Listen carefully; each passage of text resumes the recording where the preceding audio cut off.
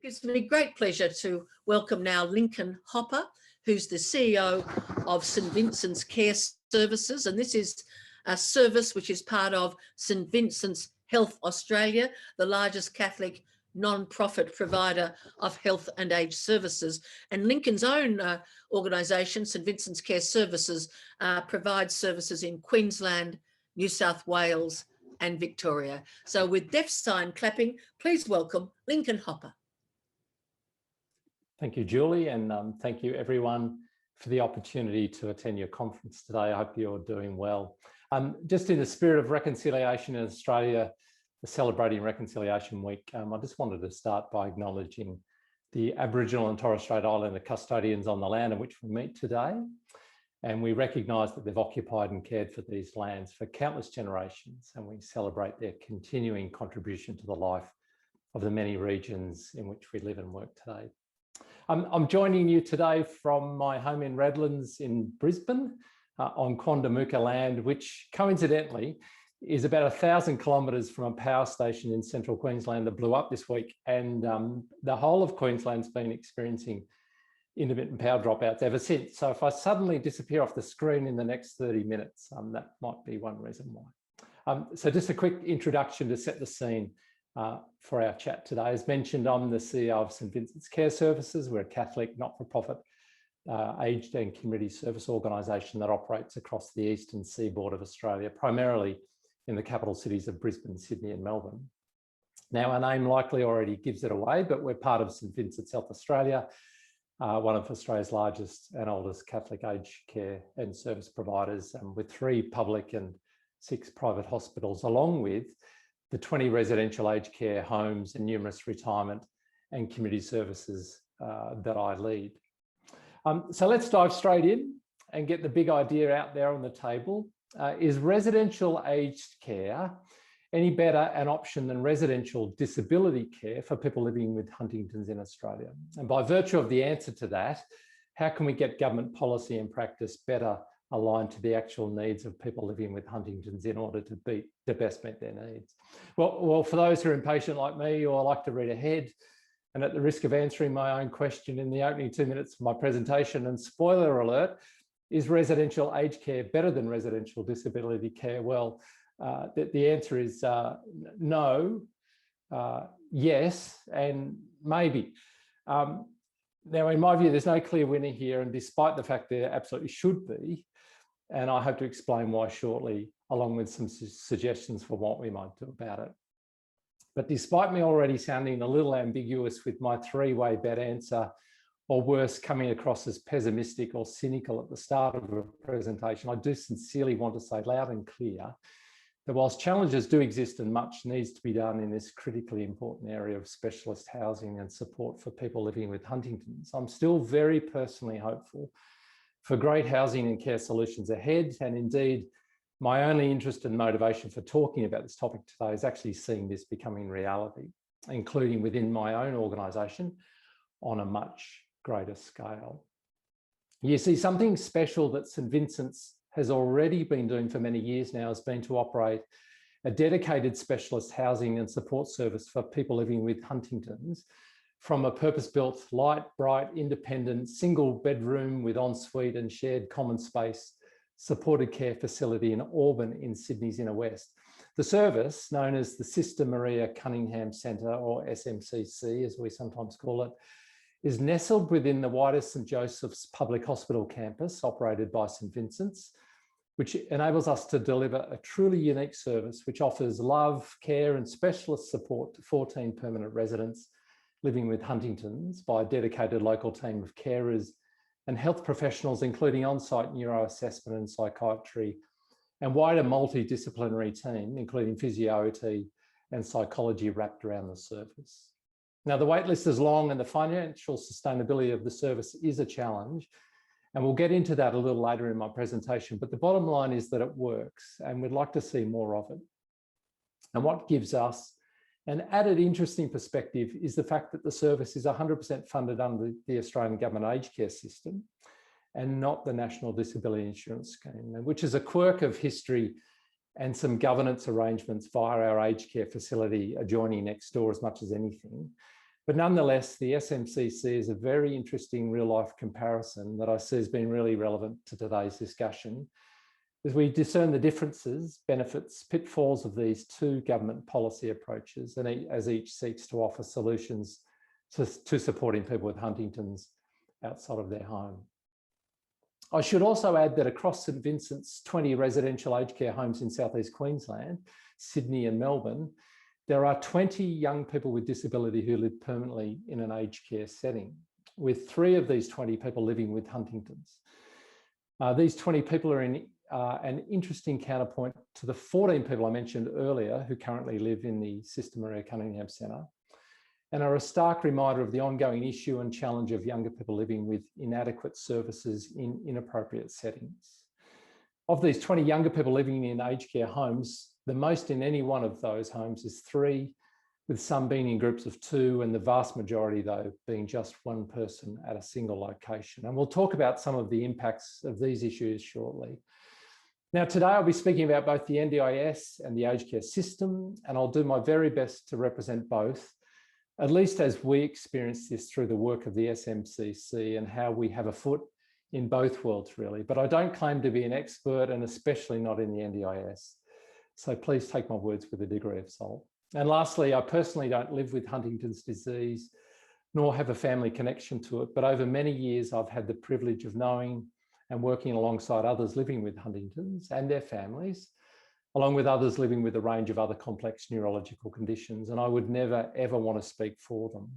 You are the experts. So please accept my thoughts and comments today as those from merely a helpful friend who seeks to honour everyone living with the condition today.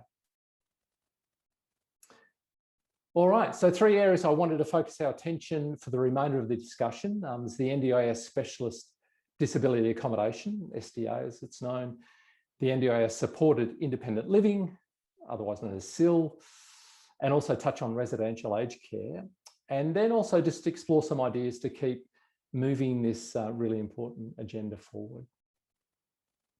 So to ensure we're all on the same page, just a few definitions and facts straight from the NDIS website. And I've just called out a couple of important points there on the screen. Specialist Disability Accommodation, SDA, refers to accommodation for people who require specialist housing solutions, including to assist with the delivery of supports that cater for extreme functional impairment or very high support needs. Now, funding is only provided to a small proportion of NDIS participants with extreme functional impairment or very high support needs who meet specific eligibility criteria. SDA funding under the NDIS is designed to stimulate investment in the development of new high-quality dwellings for use by eligible NDIS participants.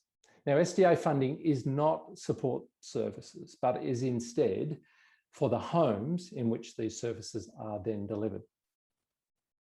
So SDA is categorised across different housing types, modes of living and level of design specifications, apartments, townhouse villas, standalone homes, independent living, shared living, group homes, and have a range of other specifications in them. So simply put, SDA is specialist housing for specific eligible people built and owned by third parties, and it's not about support services. It's categorised across different housing types, modes of living, and levels of design specification. As I mentioned, they could be apartments, villas, duplexes, townhouses. They could be standalone homes, 1, 2, or 3 bedroom, independent living, shared living, group homes. And then they have a range of design specification, improved livability, robust, fully accessible and high physical support designs.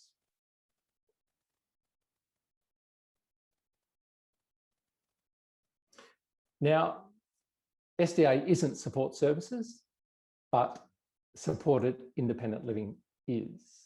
Now, these are services that are referred to as SIL, and again, straight from the NDIS website, which are designed to help and/or for the supervision of daily tasks to help participants live as independently as possible while building their skills. Now, it is the paid personal support and is most commonly used in shared living arrangements. SIL is one of the many support options participants in the NDIS can receive. And when considering if SIL is the best option for a participant, the following is considered.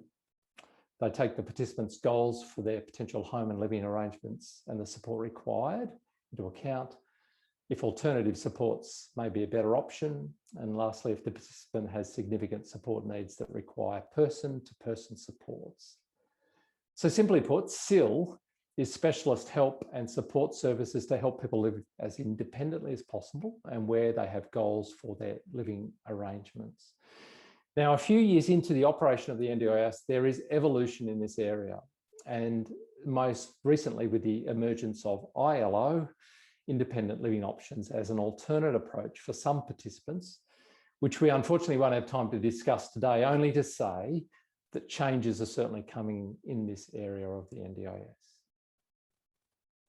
So in theory, the sum of these two parts, specialist housing, SDA, plus supported care, SIL, should equal success, for people who need and qualify for this aspect of the NDIS. And by definition, people living with Huntington's are a clear target for the outcome of this. And in practice, an NDIS care plan clearly captures and outlines a person's eligibility for SDA and SIL, either separately or together. So it should never be a mystery if a person has it available to them based on their assessed needs. Now, the next practical issue, of course, is then securing an appropriately spec'd, located and approved SDA property in the private market, and then the locking in of a suitable provider of SIL, and we'll touch on both of these aspects shortly. Now, at the start of my presentation, I gave you a no, yes, maybe answer to the question of whether residential aged care is a better option than residential disability care for people living with Huntington's in Australia. And the answer, of course, should be that specialist disability accommodation plus supported independent living through the NDIS is the most, if not the only appropriate option for eligible participants with disability in Australia. The scheme is designed solely with these people and their needs and preferences in mind. It's predicated on an insurance model that values investment, and particularly upfront investment, to deliver long-term benefits and gains at reduced cost over time, and seeks to deliver the reasonable and necessary supports that people with disability need to live an ordinary life. And all of which I completely agree with, and indeed, I've even had the privilege of being part of developing a number of incredible SDA housing and support solutions delivered under these actual NDIS approaches for people living with progressive neurological disease, including people living with Huntington's disease. So please be encouraged. There are good people and good organisations out there having a go and building a pipeline of quality disability housing and support. Indeed, for my part, St Vincent's has a lofty strategic goal of its own to see at least 250 units of this type of specialist housing and support come online by 2025 across the communities that we operate in Brisbane, Sydney and Melbourne. And just some stats to back this up: for the quarter ending 31 March this year, 15,842 people have SDA allocated in their NDIS plans, 175 more than the previous quarter. So people are getting SDA approved in their plans. Now, in the same period, however, only 14 new SDA dwellings were officially enrolled in the scheme, ready for participants to access, which is great to see, but clearly not keeping up with demand. Indeed, the total estimate for SDA is 28,000 nationally. And I just mentioned that almost 16,000 people have SDA in their plans. So there's still a significant way to go to supply the bricks and mortar. Which leads me to discussing some of the challenges as to why my maybe answer becomes more apparent. As mentioned, the SDA market is primarily driven by the private sector, who is paid back by the NDIS over time for the cost of building the property once an eligible NDIS tenant moves in. And I can tell you that since the very start of the scheme, continuing right through to today, there continues to be uncertainty amongst property developers regarding what and where to build, the type, location and design level required, because the NDIS is still not clear enough on what is needed and where, and also, and probably most importantly to a developer, is the certainty of what will be funded to what level from a person's NDIS plan, with the NDIA somehow expecting developers just to work this out themselves. And not only this, but despite the clean sheet needs-based assessment and allocation of resources philosophy of the NDIS, there appears to be a distinct reluctance to fund people to live alone, especially at the most costly SDA high physical support apartment level, preferring instead to allocate SDA to shared settings and typically 3-bedroom residential houses, despite participants' requests for living alone options, and on the basis that these requests are not considered reasonable and necessary. Now, whether it's best to live alone or with others is not the point I'm making here right now, rather 2 points. One, that the wishes and preferences of NDIS participants are not being genuinely considered, it seems. And 2, this lack of certainty is causing SDA developers to question, or at worst sit back and wait until someone helps to clarify what and where to build and what funding to expect in return. You see, from their perspective, they're taking a risk to build a certain housing type and specification in a specific location on the hope someone may want it. And if no one does, they will therefore need to wait to get their money back, with few options to retrospectively use their housing for other purposes, especially if it's built at the highest complex and specialist disability specification. I mean, of course they can take someone with lesser funded needs, but that is essentially wasting the opportunity to match a property with a person's need. And the current booming property market isn't doing us any favours at the moment either. A margin squeeze coupled with faster and simpler ways for developers to make money from mainstream housing right now is draining the sector of land and interested developers who may otherwise have considered getting involved in SDA. And sadly, because of their unique needs, people with Huntington's, I think, are more deeply impacted and experience the knock-on consequences more than some others of this delay in SDA pipeline. Now, before we get into the discussion though, further, it's important to firstly understand that the gateway to accessing this specialist disability accommodation and supported independent living is through an NDIS care plan. If a care plan is poor, what flows from it will reflect that. For whatever reason, if it's not reflective of the needs, preferences, goals, and aspirations of an NDIS participant, then the ultimate goal of the NDIS for people to live an ordinary life will not be realised because the participant's plan isn't supporting them to do so. If a complex and specialist disability condition or disease such as Huntington's is misunderstood or misrepresented in these plans, the complexity, the changing dynamics, the family and relational dimensions, the nominal trajectory of the disease, if these are not understood, assessed and locked into NDIS plans, then the plan that seeks to care for and support that person is effectively locking these people out of the benefits of SDA and SIL. And this gateway to a better life of housing and living support can get messed up in all sorts of strange ways too. A person living in residential aged care is assessed as currently living in a shared setting, and therefore their NDIS plan defaults to funding for an identical living outcome, not based on the needs of the person, but simply because it's the same as what you're currently living in. Or NDIS staff saying, I can't approve what you asked for, but I strongly encourage you to review or have this decision reviewed, with the inference being that they know the request is actually valid and likely to be approved on appeal. Well, sometimes the simple as starting a plan literally from scratch, rather than recognising the common or baseline needs or likely future scenarios, if you like, of people living with conditions such as Huntington's, based on an ill-informed understanding of the disease and its trajectory. For example, we know people with Huntington's will need behavioural and clinical nursing support over time, so why not lock that in at the start, even though it may not be required just yet? Now that's one point, and another one is the apparent inconsistency of care plans across like disabilities. I've seen 2 people with Huntington's have completely different plan outcomes, yet they had almost identical needs for their stage of the disease progression. And as a consequence of these missteps or misunderstandings in planning, people with Huntington's disease are tragically forced to constantly fight, justify and plead for things in care plans that should simply be automatic.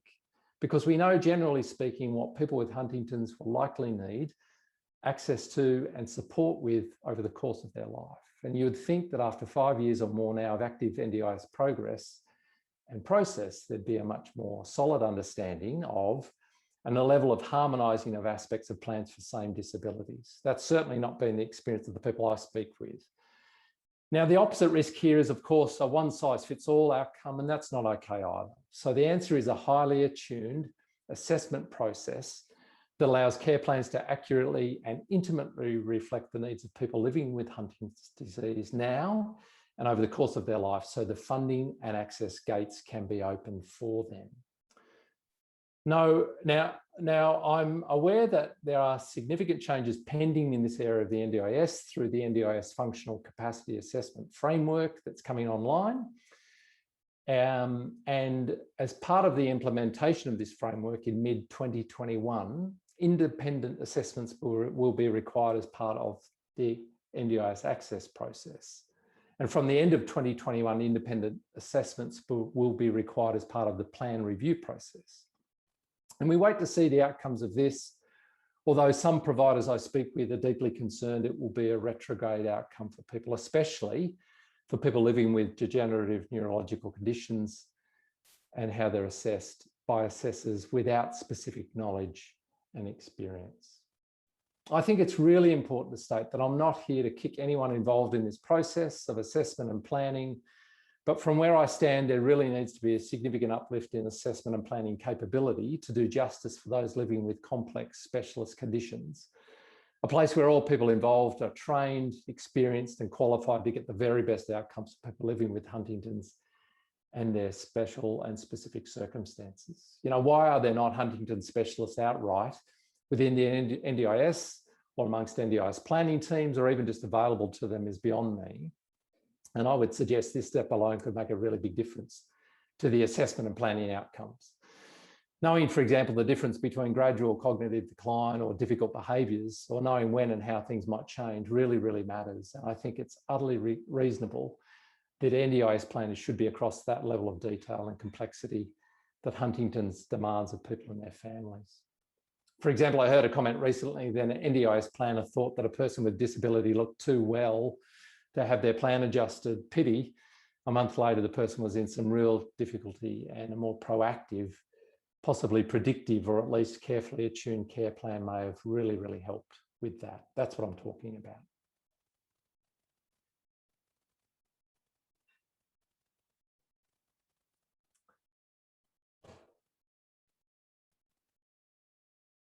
And again, this really matters because, as I mentioned earlier, the care plan is the gateway to accessing specialist disability accommodation and supported independent living through the NDIS.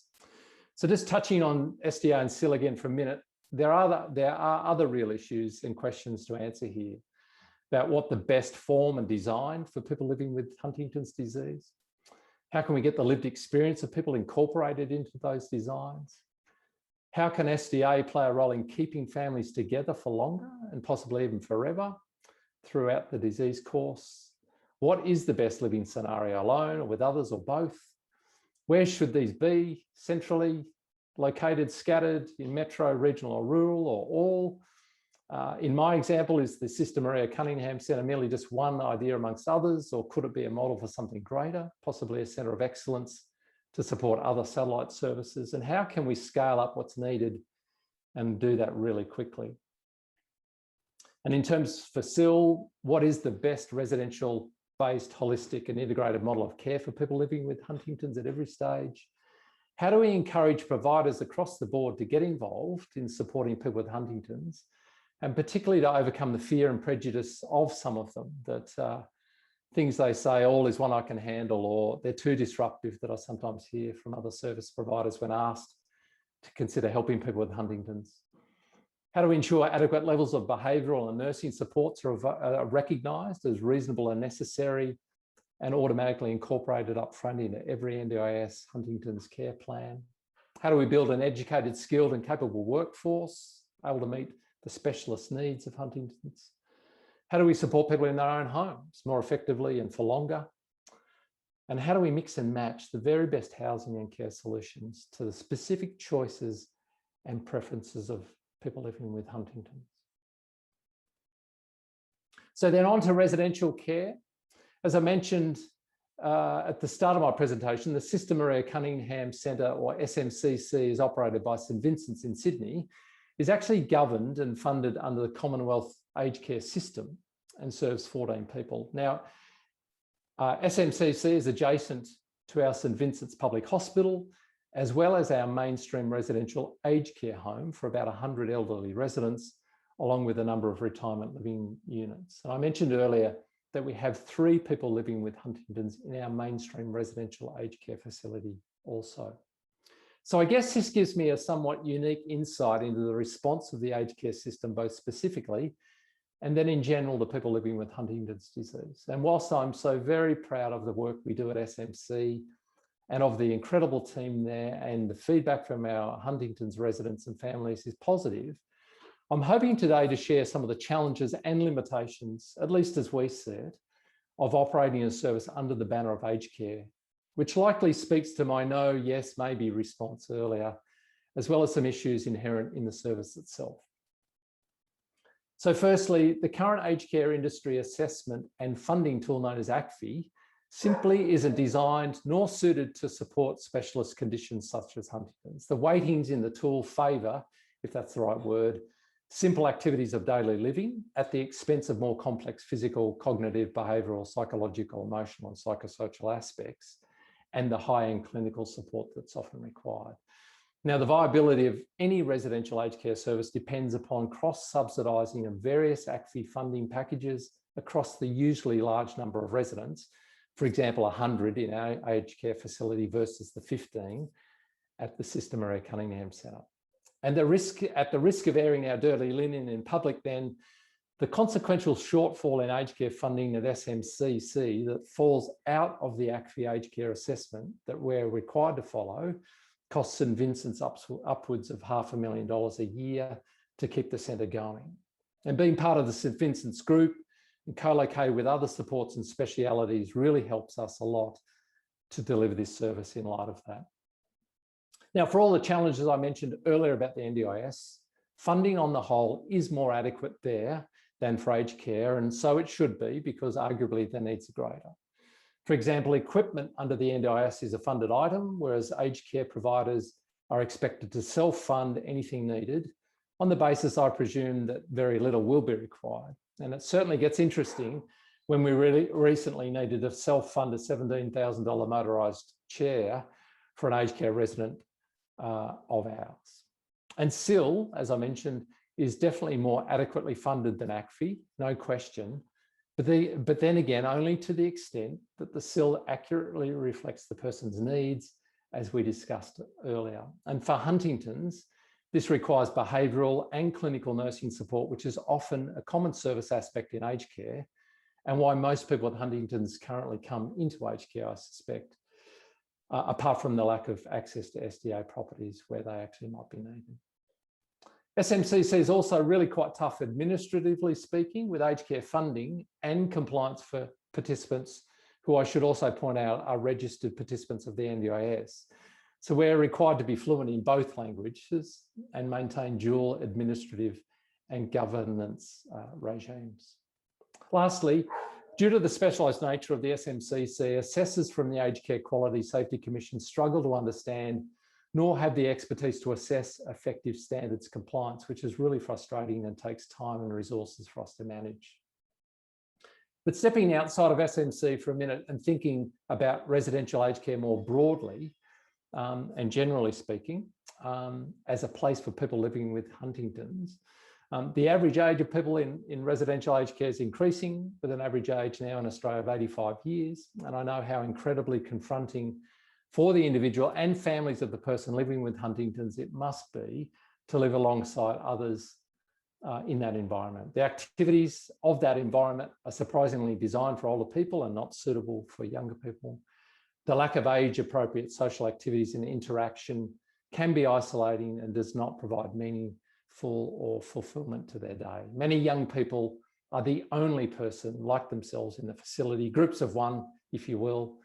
For example, I saw recently a stat that said of 296 younger people living in aged care, 226 of them were in different residential aged care facilities. The expression of the disease requires a higher level of staffing than the residential aged care is able to provide. And there's insufficient specialised training. Excuse me, Lincoln, I'm so sorry, but you're a bit over time now. If you are. All right, Julie. About to wrap it up. No problem. Thank you. My yes, maybe, no answer really brought myself to a range of questions at the end of the day, to ask of the sector how it can be more prepared to support people with Huntington's, both in terms of the future development of specialist disability accommodation, but also enabling other providers to do what they can where they are. Apologies for running over time, and thank you again for the opportunity to share some thoughts with you today. God bless. Well, thank you so much, Lincoln Hopper, for that really comprehensive presentation looking at the housing issues, challenges and opportunities for people living with Huntington's and the families who care for them and support them